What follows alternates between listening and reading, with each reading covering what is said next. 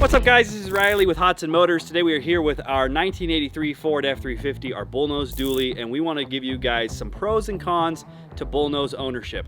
If you're watching this video before August 14th, 2022, we are giving away this truck on our website, hodsonmotors.com. If you're watching it after that date, we're probably giving away something else that's cool, because here at Hodson Motors, we build, restore, and give away classic trucks just like this one here. So if you're watching this after August 14th, check us out and see what else we're giving away. But for this video's purpose, we want to kind of give you guys a better in-depth look of what it's like to own a Bullnose Ford. What are some of the pros and what are some of the cons? Like any old truck, there's some things that are great about them and some things that are some challenges that you learn to live with. So let's go over it and let's hop right in. So first things first is something that you guys are probably obviously is glaring right here is this hood. You can see that our hood here has a bend in it. This happened between the time that we made our walk around video. So if you're seeing this video first and you haven't seen the walk around, we'll put a link to it in the description. We do a full walk around of this truck showing off all the good stuff, all the stuff that we put into it. In between that video and this video, just by shutting this hood, it has bent along the hood hinge. This is one of the big cons with these Bullnose Fords is that the aftermarket produced tailgates and hoods and body panels are pretty stinking weak. So if you can find an all original Bullnose, if you're looking for one of these, find something that's all original with an original hood and original tailgate. We are lucky to have an original tailgate on this truck. It shuts and opens wonderfully, but this is an aftermarket hood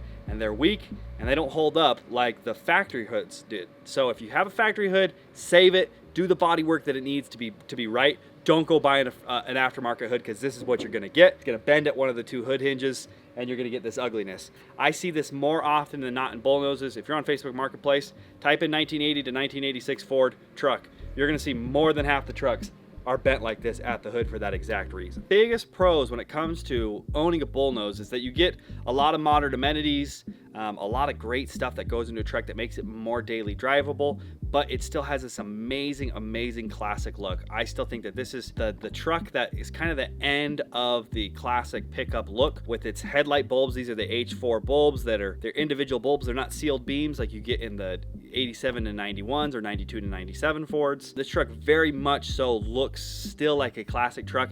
It's still a head turner, especially with things like the two-tone paint job that you find on a lot of these Bullnoses, the pinstriping that you find on these trucks. They are very classic looking. They don't kind of just look like an old work truck. When you're driving around, people still think it like, look at that classic truck. Oh, would you look at that? Put that just on. Look at that. So they're really cool. We love the styling. That's obviously subjective. You know, that's just our opinion here, but we think that they still look very classic and are very cool to look at. A lot of the other classic styling is things like this big old chrome grille. We've got these big walrus teeth for these bumper guards. These are a very classic look on these old school bumpers with these big bumper guards. They're cool, very classic looking. So like I said, just a ton of cool classic styling. More classic taillights in the rear. The tailgate is very classic as well. We'll show you all of that as we go down. So another con that we have to talk about, like we talked about with the hood, the aftermarket hoods and stuff, is that these body panels are very prone to rust. Now, Bullnoses aren't that rare of pickups. I would tell anybody out there to not go crazy thinking you found the perfect truck. If it's full of rust, there's gonna be another one, but these trucks are pretty prone to rust. The body panels tend to get eaten out pretty bad. We got very lucky and found a very nice, very clean truck to do this giveaway with. We lucked out on that, but I would tell you to be careful and be wary when you're looking at Bullnose Fords. We see them all the time, rotted out over the fender wells, floorboards, cab corners, all that kind of stuff. So take your time, find the correct truck. If you wanna get into a Bullnose, find the right one. Don't go settling and find something that's full of rust and then, you know, it's not really worth to restore. Find something that's been garage kept or something that's been out of the salt, out of the snow, and you'll be more happy. Let's talk about another pro, one that might be maybe the biggest pro when talking about these Bullnoses, is that parts are very interchangeable between a plethora of different Ford trucks. You can use parts from Bullnoses from 80 to 86s, from 87 to 91s if you want to use brick nose parts. If you want to use OBS parts, a lot of their parts are interchangeable. You can even use some Super Duty parts. Some 99 to 02 parts will even swap into these trucks. For example, let me give you an example of some of the parts that we swapped in from other trucks. This front axle, this is a Dana 60 front axle. This came out of a 95 Ford F350, and so did this ZF5 5-speed manual transmission. Those both came out of a 95. And then we've got Super Duty seats in here. Come around, we'll show you. These split bucket seats with the middle jump seat, these are out of a Super Duty Ford, and they bolted right in. So these are great trucks because a lot of this stuff is interchangeable. And so when you can't find parts for your Bullnose, or maybe you want a different door panel, you can use brick nose door panels, 87 to 91 door panels, all that kind of stuff. So it's really nice to have different trucks to be able to pull from and make things better. Another great example is our coolant reservoir and our windshield wiper reservoir is out of a 92 to 97. Just made a bracket up and it fits right in, and boom, you can use that instead. So really cool that you have a huge plethora of parts. However, with that being said, there is the reverse side to that because these trucks are still relatively new, and I mean, this truck's 40 years old now, but there is not a ton of aftermarket support yet. There's not a ton of reproduced parts like you would find for older Fords, older Chevys and stuff like that. There's not a ton of reproduction parts. So a lot of times you're stuck going to the junkyard or stuck finding new old stock or finding nicely used stuff on eBay. That tends to be the case, as it's really hard now to find the parts that you need, and a lot of it's just not reproduced. It's kind of a double-edged sword. You have a lot of still usable used parts, some new old stock parts, but there's not a lot of aftermarket reproduction parts, and so you're kind of doing your best to mix and match and find whatever you can find. So let's pop the hood. I want to talk about something that's great about these Bullnoses is that they're so simple. Like, there is no complicated anything. You don't have to deal with PCMs, with ECUs, with TCUs, nothing. These trucks are just good and simple. They're great. So if you've seen under the hood of like a Power Stroke Ford, a Power Stroke diesel, you got hoses and lines and wiring running all over the place.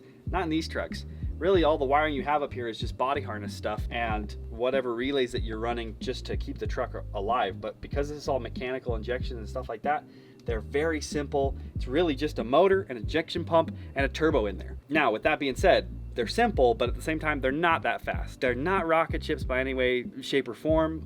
Even with the turbo on here, it's really just good enough to kind of keep up with traffic. They're not the fastest trucks on planet Earth, and these 6.9 IDIs, as cool as they sound, and they're very reliable diesels, there's not a lot of aftermarket support for them either, and even companies like Banks, who made the Sidewinder turbo kit for this, they're stopping to produce these things. And so it seems like the 6.9 is gonna be kind of obsolete pretty soon here, and you're gonna have to swap in like a 7.3 Power Stroke or something like that.